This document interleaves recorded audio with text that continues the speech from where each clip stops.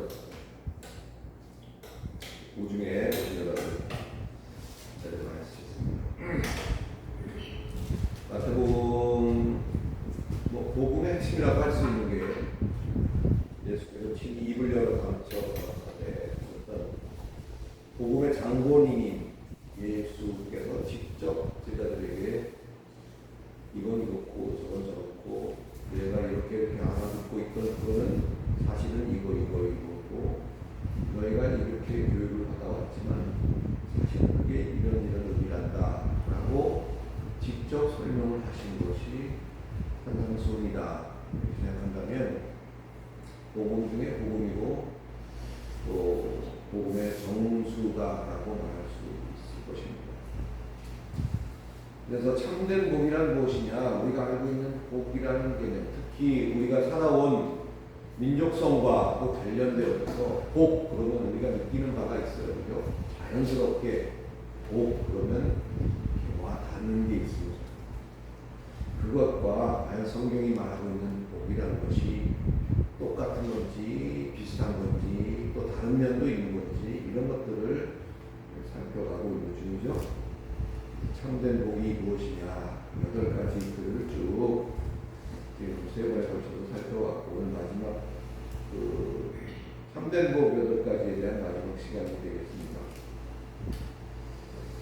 흥미로운 것은 복에 대하여 이야기를 하실 때 첫 번에 얘기하셨던 심령의 가난한 자의 복이라는 것과 오늘 8번째 마지막으로 다루고 있는 핍박받는 자의 복이라는 것이 동일하다는 사실입니다. 같은 거예요. 천국이 그들의 것이라는 사실을 성경이 명시하고 있는 거죠. 첫 번째와 끝이 똑같아요. 다시 말하자면 가난한 마음에 대해서 세상 것을 내려놓을 때 그 심령에는 비로소 천국이 깃들게 된다. 또 그것이 점점 신앙의 도가 높아져서 어려움을 당하고 핍박을 받고 욕먹고 공경에 처하게 될 때 천국을 비로소 차지하게 된다. 그렇게 말을 해볼 수가 있겠습니다. 오늘의 핵심 주제는 핍박이죠. 핍박이란 뭘까요? 사전적인 말의 뜻은 바싹 죄어서 몹시 괴롭게 굴다. 이것이 사전에 나와 있는 핍박이라는 단어의 뜻입니다. 바싹 조여서 몹시 괴롭게 만드는 것. 그것이 핍박입니다. 그토록 괴롭게 하는 핍박. 정작 뭐가 괴로운 것인지 여러분 생각해 보신 적이 있나요? 또 누구에게나 이 핍박이라는 것이 동일한 것일까요? 어떤 사람에게는 하라는 것이 핍박일 수 있어요. 그죠? 하라는 게 핍박이에요. 우리가 되게 못하게 하는 게 핍박이고, 그렇죠? 못하게 하는 것도 핍박입니다만 하라고 하는 것도 핍박입니다. 잘 생각해 보면 사실상 저마다 사람들이 우리 얼굴이 그렇게 각각 다르듯이 사람마다 그에게 해당하는 이 핍박의 종류와 핍박의 모양새가 다르고 아주 다양하다는 것을 우리가 알 수가 있습니다. 뭉뚱그려서 말하자면 억지로 뭘 하게 하는 것도 핍박이요, 억지로 뭘 하지 못하게 하는 것도 다 핍박에 속한다. 우리는 하지 못하게 하는 것만 핍박이라는 생각에 좀 더 기울어져 있죠. 근데 하게 하는 것도 핍박이에요.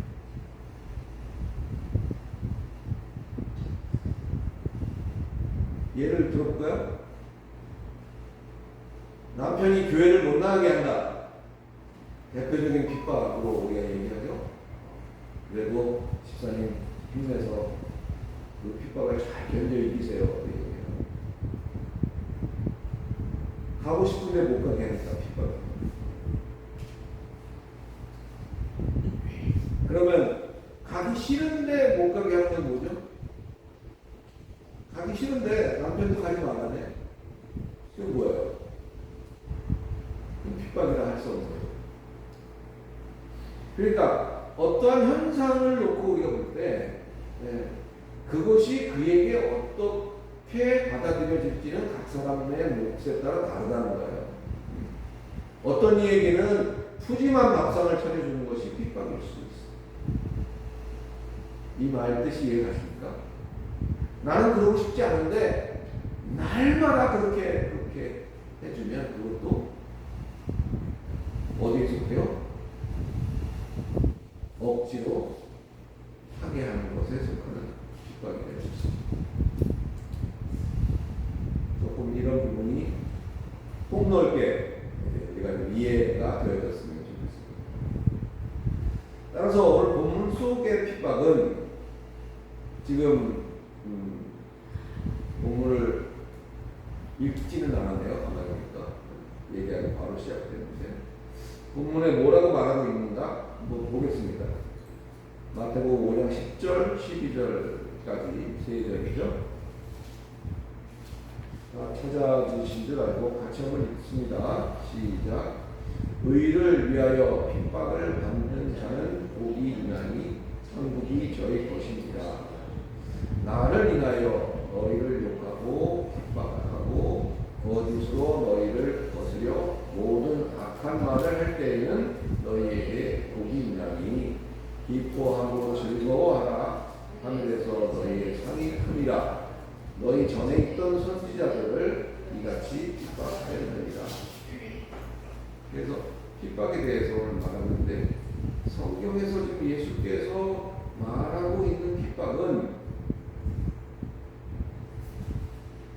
우리가 먹고 사는 관계 속에서의 핍박, 또 숨쉬고 사는 그런 일상 속에서의 그런 이야기와는 좀 구별을 해야 된다. 그것을 전제로 우리가 먹고 사는 문제와 관계된 핍박, 우리가 숨쉬고 사는 일상 속의 얘기와는 동일한 것이 아니라 차이가 있다는 사실을 전제로 했을 때 이해해야 될 것입니다. 다시 말해서 오늘 본문이 말하고 있는 핍박이라는 것은 의와 관련된 것으로서 지극히 제한적으로 우리가 인식해야 된다. 그러면 여기서 말하는 의란 또 뭘 말하는 것이냐? 로마서 3장 21절에 보면 이제는 율법 외에 하나님의 한 의가 나타났으니 율법과 선지자들에게 증거를 받은 것이다. 이런 이야기를 기록하고 있습니다. 즉 하나님의 여기서 의라는 것은 하나님의 의를 말하는 것인데 그것이 인생 속에 나타나진 것, 그것이 인생에 개입되어진 것, 그것이 바로 예수라는 것입니다. 하나님의 의가 현이라는 표현입니다. 나타나졌다는 거죠. 하나님의 의가 우리 삶 속에 나타나진 것이 예수다. 왜? 어떤 방식으로? 동정녀 탄생이라는 그러한 신비스러운 일로 우리 인간사에 개입되기 시작하신 그것이 그 예수, 그것이 하나님의 의가 그 예수로 말미암아 같은 인간인 우리의 죄가 그 예수를 대표성으로 해서 모든 죄를 속량하신 거잖아요. 그것으로 하나님의 의가 이제 나타나신 것이다. 따라서 예수는 바로 하나님의 의라는 사실을 우리가 깨달으시기를 축원합니다. 그러니까 우리의 핍박이라는 것이 예수와 관련된 신앙적인 것으로 제한되어져서 우리에게 이해되어야 된다. 그런 얘기예요. 내가 예를 들어서 무슨 일을 하려고 하는데 그 일을 먼저 하는 사람들이 나를 좋은 시각으로 볼 리가 없잖아요. 밥그릇 싸움인데. 그래서 나를 못 살게 굴고 나에게 뭔가 해코지를 하려고 하고 어떤 그런 계획을 나에게 한다는 그것은 핍박이긴 하지만 오늘 말하려고 하는 핍박과는 성격이 다르다 하는 사실을 미리 얘기를 드립니다. 내가 살아가는 삶 속에서 받는 어떤 그런 이런저런 다양한 사건들과 오늘 본문에서 예수께서 입을 열어 가라사대 가르쳐 가라사대 하시는 그 핍박과는 좀 다르게 이해되어야 됩니다. 그렇게 보실 수가 있습니다. 자, 본문 10절을 한번 누가 봐주실까요? 본문 10절을 한번 봐주세요. 읽어주세요.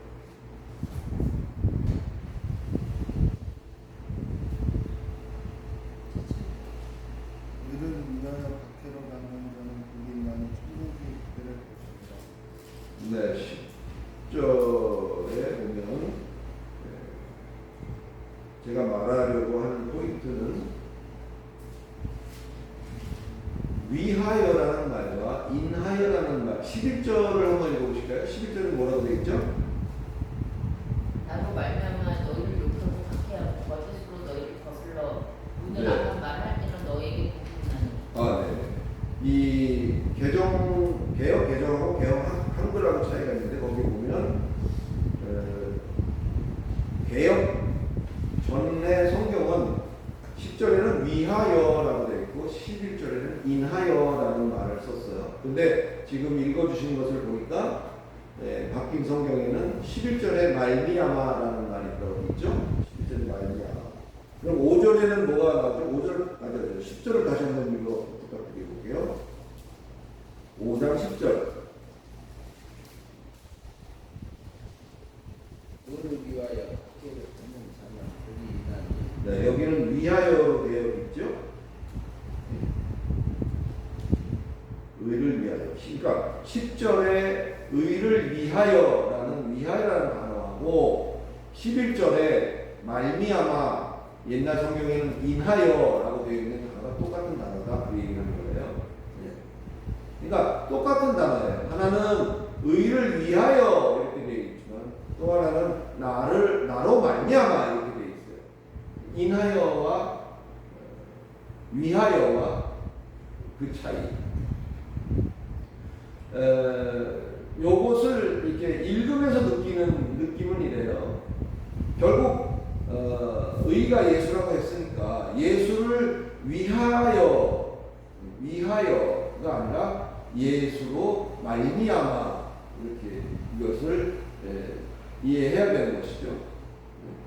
예수를 위한 것이 아니라 예수로 말미암은 핍박이라는 그 핍박의 성격을 이것이 말해주는 거예요. 예수를 위해서 우리가 뭐 핍박을 받아야 복이 있는 것처럼 이 얘기가 되잖아요. 그 얘기를 하고자 하는 거죠. 요 의미가 잘 정립되어야 오늘 본문이 좀 더 의미 있게 다가올 수 있어요. 마태복음 25장 31절 이하에서 하나님은 오른편에 서 있는 자들에게 이렇게 말씀하십니다. 창세로부터 너희를 위하여 예비된 나라를 상속하라. 누가 이 예비된 나라를 상속할 자인가 하는 것은 계시록에 나와 있는데 계시록에는 21장 7절에 보면 이기는 자가 이것들을 유업으로 받는다. 그렇게 답을 내고 있어요. 질문은 마태복음에서 하고 답은 계시록에서 하고 있는 거죠. 사랑하는 성도 여러분, 예수를 믿는 것으로 인해서 욕먹고 핍박받고 또 거스려 악한 말을 하는 것들을 들어본 적이 있으신가요? 부디 믿음으로 그와 같은 것들을 이겨나가시기를 축원합니다. 세상 미혹에 흔들리고 우리가 맨날 넘어질지라도 낙심하지 말고 예수에게 굳게 붙어 있을 때 하늘의 영광을 소유하고 하늘의 영광을 누리게 된다는 사실을 확실히 믿고 오늘도 그 싸움에서 이겨가는 성도의 삶이 되시기를 예수 그리스도 이름으로 축원합니다. 말은 우리가 잘 알지만 사실 그러고 있다는 게 어떤 사람들에게는 매우 명예롭지 못하고 치욕적인 것이 될 수도 있어요. 무슨 말이냐면 이긴다는 것에 대한 우리가 생각을, 여러분 이기는 것은 어떤 게 이기는 거죠? 이긴다 그러면 권투 같은 걸 생각하기 쉽잖아요. 또는 여러 가지 운동 경기도 있습니다. 권투를 한번 생각해 보십시다. 이긴다는 건 뭐죠? 상대방을 내가 어떻게 해서 더 이상 싸울 수 없게 만들 때에 내가 이기는 거죠. 우리가 예수 믿으면서 승리합시다, 이깁시다 하는 그 말 속에 그런 말들이 잔뜩 묻어있죠. 마귀 사탄과 싸워 이겨야죠. 세상과 싸워 이겨야죠. 그럼 어떻게 되죠? 마귀 사탄들과 싸워서 이긴다. 또는 악한 영들과 싸워 이긴다. 세상과 싸워 이긴다. 세상이 더 이상 나를 필적하지 못하고 대적하지 못하게 만들 때까지 하는 것이 내가 이기는 것이다. 이런 생각을 우리가 하고 있잖아요. 그죠? 얼마나 힘들겠어요. 우리 힘으로 될 일이 아닌 것들이 태반인데 그걸 이기려고 하니 얼마나 힘들겠어요.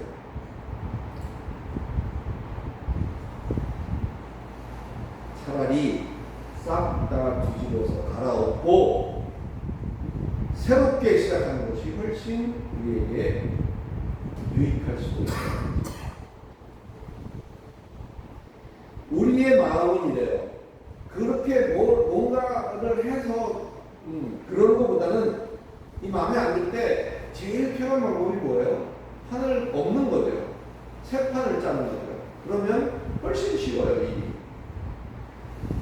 건축일을 해보신 분도 계시지만 옛날 집을 수리해서 새롭게 만드는 것이 그냥 모든 걸 없애고 거기다 새롭게 짓는 것보다 훨씬 어렵다는 걸 하십니다. 비용도 거의 결코 적게 들어가지 않는다고 얘기를 합니다. 차라리 그냥 싹 철거하고 맨 땅에다가 새로 짓는 것이 있는 거 기둥 살리고 창문 살리고 노 살리고 이렇게 하는 것보다 훨씬 저렴하고도 훨씬 효과적이다라는 것이 일반적인 얘기입니다. 그러나 성도 여러분, 그러나 믿음은 그렇지 않다는 사실을 오늘 이 한 가지만이라도 마음속에 담아가시기 바랍니다. 믿음은 싹 판을 엎고 새로 하는 게 아니에요. 우리가 부딪히고 상처나고 한 그 과정을 통해서 성장해 온 그 믿음을 그대로 고스란히 지켜가는 것이 이기는 것이라는 사실을 오늘 기억하시기를 바랍니다. 우리가 그러고 싶은 마음이 있을 때마다 그것을 교묘하게 파고들어서 우리를 흔들어대는 역할을 하는 전문가들이 있죠. 아시죠? 그 전문가들이 우리를 내버려 두지 않습니다.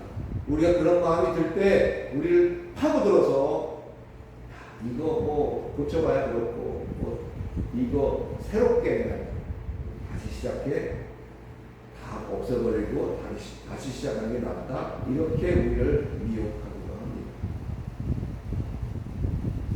이긴다는 의미가 결코 일망타진만이 아니에요. 이긴다는 의미가 싹 쓸어버리는 용기 그것만을 말하지 않는다는 것을 놓치지 말자는 것이죠. 그런 용기를 못 내는 자는 루저요. 그런 용기를 가진 자는 승리자라는 그런 개념이 아니라는 것이죠. 비굴하고 초라해 보일지라도 그 예수를 붙잡고 놓지 않는 그것이 더 큰 용기일 수도 있다는 사실을 명심하기를 예수 그리스도의 이름으로 축원합니다. 마지막 날에 그 눈에 눈물을 닦으시고 세마포 새 옷을 우리에게 입혀주시기 전까지는 우리에게 부여하신 그 믿음을 가지고 찢어진 것은 꿰매고 너덜너덜해진 것은 누비어서 깊고라도 점점 우리가 살면서 멍들고 넘어져서 상처투성이가 될지라도 그 마음의 중심을 굳건히 하는 복된 저와 여러분이 되시기를 그리스도 예수 이름으로 축원합니다. 마음의 중심 속에 있는 거예요. 이거는요. 겉으로 결코 남들이 알 수가 없습니다. 그 마음 속에 있는 중심이, 믿음의 중심이 어떻게 되어 있는지는 결코 겉으로는 알 수가 없어요. 겉모습과 보여지는 것으로만은 함부로 판단할 수 없는 것이 바로 이러한 것입니다. 마음의 중심이 넘어지고라도 상처가 나더라도 멍이 들더라도 그 예수를 붙잡고 마음의 중심이 거기에 있고 예수를 위하여 내가 어떤 것을 행했기 때문에 거기에 대한 상으로, 거기에 대한 포상으로 우리에게 어떠한 형통이 주어지지 않는다는 사실을 명심하시고, 내가 살아가는 동안에 예수 믿는 것으로 말미암아 또는 예수로 말미암아 그 말미암아 내가 겪는 여러 가지 상황과 어려움이 오늘 그것으로 우리의 중심이 바로 세워졌을 때 우리에게 천국이 우리의 것이 되는 그런 놀라운 복을 받게 되어지는 것입니다. 중심이 여기 세워지면 이제 어떻게 돼요? 그 뒤에 이어지는 본문이 연결이 됩니다. 이제 그 뒤에는 우리가 잘 아는 빛과 소금에 대한 이야기가 나오고 있죠. 그 빛과 소금에 대한 것은 결코 외따로 떨어져 있는 게 아닙니다. 진정한 복이 뭔지를 알고 거기에 그 복의 의미를 깨닫고 우리의 마음의 중심이, 신앙의 중심이 예수로 말미암아 우리에게 주어지는 어떠한 상황 속에서도 그 예수를 놓치지 않고 처절하게라도 그 예수를 붙잡고 있겠다는 상황 속에 있게 되면 이제는 본문 속에서와 같이 우리가 소금이 되어지고 이제 빛이 된다는 사실과 연결이 되는 것입니다. 너희들이 어떻게 하면 소금이 될 거다라고 말하는 것이 아니라 오늘 본문에서는 이미 단정적으로 말하고 있는 것을 볼 수 있습니다. 13절을 제가 읽어드리겠습니다. 너희는 세상의 소금이니 이미 소금이니 소금이 만일 그 맛을 잃으면 무엇으로 짜게 하리요? 후에는 아무 쓸데없어 다만 밖에 버려져 사람에게 밟힐 따름이니라. 이렇게 말합니다. 다시 말하면 진정한 복이 뭔지를 깨닫고 구별된 가치관, 적어도 현세적인 세상적인 호의호식이 아닌 예수로 인해서 애통하며 욕먹고 핍박받는 보다 더 내세적인 가치관을 가진 그들이 바로 소금이라는 사실을 성경은 말하고 있는 거예요. 소금은 소금인데 어디의 소금이다? 세상의 소금이다. 사랑하는 성도 여러분, 소금이 부패하지 않게 하죠. 맛을 내죠. 소금의 특성이 이러하니까 이건 곧 기독교인의 특성과 일치된다. 따라서 우리 기독교인들이 제 역할을 해야만 세상이 부패되지 않고 세상이 맛깔나는 살만한 곳이 될 것이다. 이렇게만 말해서는 안 되는 것을 우리는 알고 있습니다. 미안하지만 성도는 세상을 변화시키고 세상을 썩지 않게 하고 세상을 정화시키는 역할을 하는 것이 성도가 아닙니다. 세상이라는 것은 처음부터 이미 어떻게 세팅되어 있어요? 시간이 흘러가면 갈수록 썩어져 가도록 설정이 되어 있는 게 세상입니다. 다만 정해진 때가 이르면 단번에 새 옷을 입듯이 변하게 될 것임을 성경은 말하고 있다는 사실을 우리는 발견해야 됩니다.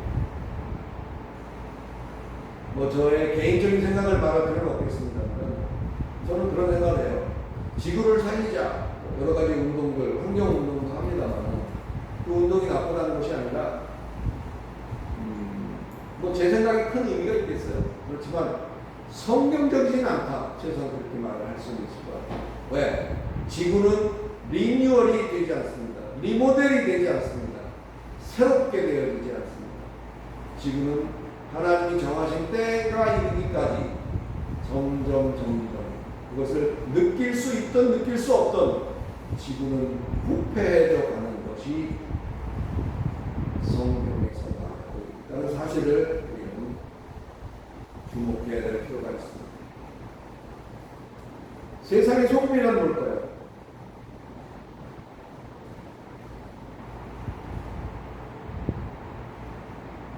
땅의 소금이라는 소리거든요. 땅이란 심령을 가리키는 것이고, 그래서 진정한 복을 깨닫고 정말 내가 뭘 잘해서 하나님이 주시는 그러한 복들을 받아 누리기 위한 신앙을 떠나서 이제는 그 예수로 말미암아 내가 곤경에 처하고 어려워지고 힘들어질지라도 그것을 버리지 않고 끝까지 지켜나가겠다는 그런 중심이 세워지고 그렇게 복을 깨달은 그런 심령들이 각기 심령들 간의 소금이라는 것을 말하고 있습니다. 소금으로 산다는 것은 썩어진 몸의 행실을 썩지 않을 하늘에 속한 영원한 열매로 바꿔가는 그것이 소금으로 산다는 의미라는 사실을 기억하시기 바랍니다. 만일 소금이 그 맛을 잃으면 무엇으로 짜게 하며 후에는 아무 쓸데없어 다만 바퀴에 버리고 사람에게 밟을 뿐이다. 소용없게 되면 내다 버린다는 위협이 아니에요. 협박이 아니에요. 성도가 정신 차리지 못하고 똑바로 하지 않으면 내가 버린다는 그런 협박이 아니라는 거예요. 버려지지 않으려면 정신 차려야 되는 걸까요? 맛이란 단어에는 기억이라는 뜻이 담겨져 있습니다. 또 그 맛이란 뜻에는 짭짤하게 하다라는 뜻도 그 안에 들어있어요. 숙련시키다, 단련시키다, 다루다 이런 뜻이 짜게 하다라는 그 단어 속에 들어가 있습니다. 그러니까 소금이 그 본연의 맛, 본연의 기억, 자기의 역할에 대한 기억을 서서히 흐리멍텅해지고 잊어버리면 뭘로 다시 그것을 그들을 숙련시키고 그들을 다룰 것인가? 사람에게 모욕을 당하고 사람에게 밟히게 해서라도 그 맛을, 그 기억을 되찾게 할 수밖에 없다는 것임을 잘 살펴서 오해하지 말아야 할 것입니다. 말씀을 마치도록 하겠습니다. 우리가 소금인 것은 우리의 삶 속에서 늘 우리의 돌아갈 본향을 기억하고 서로 썩어 없어지지 않을 이 땅의 영광에서 벗어나서 영원한 복을 소망하는 삶을 사는 것이 바로 그 의미라는 사실을 잊지 마십니다. 레위기 2장 13절의 말씀처럼 하나님의 언약의 소금을 우리의 소재에 빼지 않는 늘 우리의 삶 속에 하나님의 언약을 담고 있는 그렇게 언약을 굳게 붙잡는 기완 저와 여러분들이 되시기를 그리스도 예수 이름으로 축원합니다. 기도하겠습니다. 높아신 하나님 은혜를 감사합니다. 진정한 복의 의미를 우리가 다시 한번 마음 가운데 새기면서 그냥 우리가 이 땅에서 어떻게 해야 될까? 무엇을 하고 내가 살아야 될까? 물론 이것도 우리에게 가장 큰 문제이고 큰 명제이지만 이것보다 우리가 무엇 때문에 남들이 모르는 예수를 알게 되었고 그 예수의 구원을 믿게 되었고 이제 그 믿음의 의를 입히운 자로서 이 땅을 살고 있다는 사실을 잊지 않게 하시고 이제는 조금 더 차원을 높여서 세상에만 매이지 말고 그렇다고 세상이 중요하지 않다는 것은 아니지만 이제는 좀 더 눈을 높이 들어서 보다 영원한 것의 가치를 더 귀하게 여길 줄 알며 세상이 우리에게 보내주는 여러 가지 사인들 중에서 힘겨움과 어려움을 극복해 나가는 참다운 성도들이 다 되도록 주께서 은혜를 더하여 주시옵소서. 예수 그리스도 이름으로 기도드리옵나이다.